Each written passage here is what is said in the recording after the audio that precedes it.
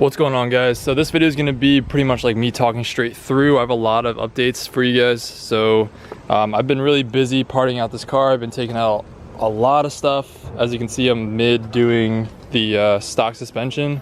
I sold the brace out the back. I sold the steering wheel off of this car. I got some new wheels and tires so that I can sell those wheels because it's kind of unnecessary, but I have a buddy who really wants these wheels, and they're really hard to find on the used market, the OZ Ultra Leggers, especially in this color. So I'm gonna be selling them to him, and I just got these Sparkos that I'm gonna throw on. I just got these yesterday, and they were supposed to be like close to brand new tires in really good shape. And I mean, that's the case for one of them. There's two that are like, they're pretty shot. They're at 4:30 seconds. That one's at, I think, about 8:30 seconds, which is good.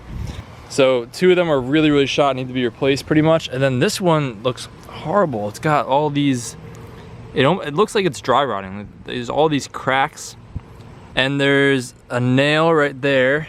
The thing is like flat, and there's another one somewhere else. Figures, I guess this is the one that I just kind of like glanced over really quickly when I was picking these up. That probably is not usable based off those cracks. I'm expecting to have to replace that tire, which, you know, kind of sucks. But I got these for $500, which, you know, is not that bad of a deal, all things considered. I have pretty much stock everything except for stock charge pipe, which I'm getting from a buddy. Oh, the one thing I need is, maybe one of you guys could help me, I'm not really sure. The stock turbo has this little like adapter piece right here. That's what's going on with this car. I'm really hoping to get it out of here soon. I've been talking with the shop. I'm trying to get them to just buy me a stock CRZA, a stock FSI engine, because that would be safe. And I don't really, I just, after the work that they did on the other one, I'm just scared that they're gonna rebuild this thing, and then I'm going to sell it to someone, and then it's gonna take a dump like a few months later. That is the last thing that I want after selling this car. Like, I do not want the next person to have any issues with this car at all. So I'm trying to get them to buy a stock motor. Auto Haas just had one, but they sold it supposedly. I don't know if they have another one or what the deal is, but the shop is contacting them. They're trying to get one. So hopefully that works out, and I could just get a stock untouched CRZA motor in here, engine. That'd be perfect. Yeah, so here's my current mess. I just got parts everywhere. It's getting kind of ridiculous.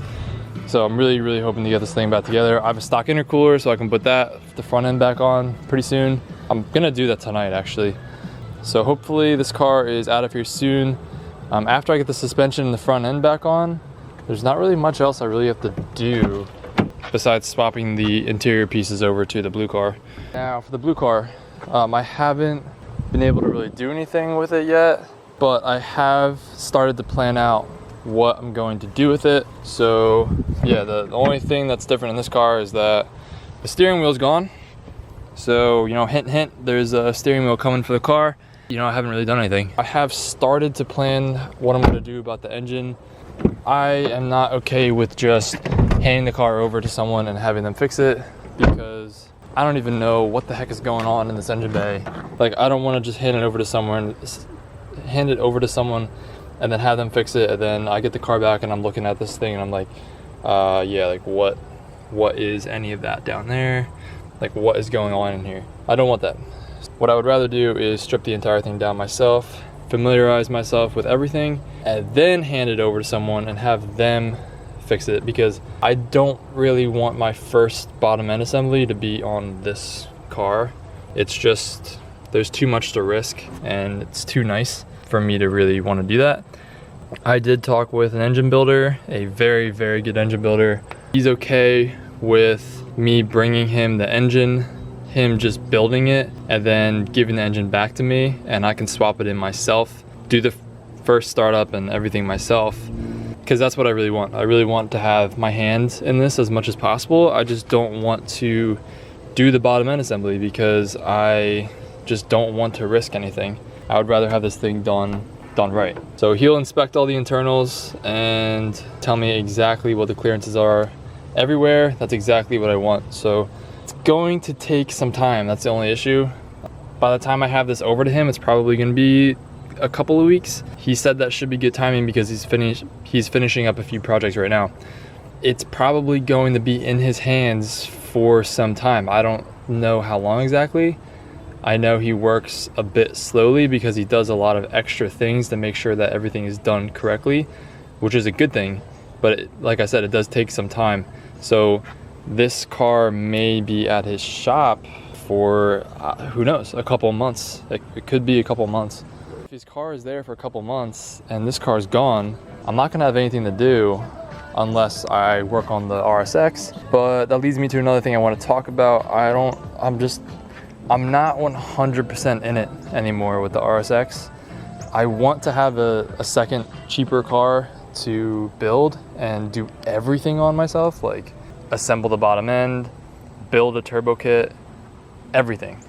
Do an engine swap, I don't care. I'll do every single thing. And that brings me to this guy over here. I didn't show you guys this, but your boy got a welder. It's a TIG welder. It's the best entry-level welder that you can really get. It's really cheap and affordable, but it's very highly rated at the same time. I really want to start practicing TIG welding. I have welded before, but I don't have much experience doing it. So making my own turbo kit, intercooler piping, downpipe, everything would be so much fun. So I'm really looking forward to whipping this out and practicing. So that cheaper car, like a cheaper car to work on, would be a lot of fun. Maybe you guys can help me out with ideas for the other car. I'm really into Euro cars, and I just feel like having a Euro would be more enjoyable to me. So I'm thinking, just throwing some ideas out there, maybe a Mark IV GLI or another Mark IV Jetta that's a 1.8T. I would get a GTI 1.8T, but every time I look at it, I'll probably be like, dang, I wish I had an R32. So I'd probably rather have a GLI. Another idea is a Mark VI GLI and do an all-wheel drive swap on it. You know, that would be a little bit more expensive, but again, I could learn how to tune on that. Another idea, which is a little bit more expensive, is a Mark II TT. You can get them in either the Mark VI GTI engine or the FSI engine. If I were to get that, I could just bolt that turbo right up to it. Yeah, there's a few different options, or I could just go completely like in the opposite direction and get an older BMW, like an E46, and make like a little drift build out of that. I'm not sure. I'm throwing a bunch of ideas around right now, but if that car is gonna be, well, the car is gonna be here, but if that engine is somewhere else for a few months and I don't have anything to do car related, that, you know, that just doesn't really sit well with me. So I do want to get another project rolling, and like I said, I'm really into Euro cars, and the RSX, as much as it will kind of pain me to let it go, because it's really hard to find those Type S's. My car does have a lot of issues, but they're little stupid issues, like the AC doesn't work, or the 12-volt outlet doesn't work. There's a lot of it are little stupid things like that. Some of them are bigger, like the windshield's cracked and it needs a clutch, but it needs a clutch anyway if you're gonna build it for big power. So I mean, honestly, it's a pretty solid car for like turning into a track build. So it kind of pains me letting it go, but maybe I can find someone who I could sell it to who will sell it back to me in a couple of years or something like that. I don't know. As per usual, these kinds of videos are usually all over the place because I have a lot of different things going on and a lot of different pieces I'm trying to fit together. I'm really excited to use this welder, and I'm really excited to start learning how to tune that. No matter what car I get, any of the cars I listed, I could learn how to tune on them, except for the E46, because I would have to go like standalone, I think. But the 1.8T, I can use Eurodyne, so I already have that. All I have to do is pay for the $500 fee to actually get it onto that ECU.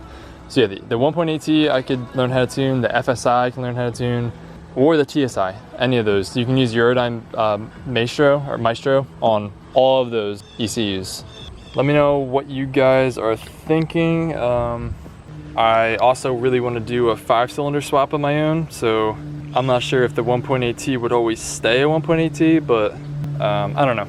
Got a lot of things to think about, but I am keeping busy over here. So, you know, the reason there's not a lot of videos coming out is because I don't think you guys really want to see me part out my car. Like, I don't think that's even something that's interesting to you guys. And that's what I've mostly been doing. I've just been taking things off the car and selling them, like, or meeting up with people to buy stock parts. Like, that's been taking up a lot of my time too, because I have to drive.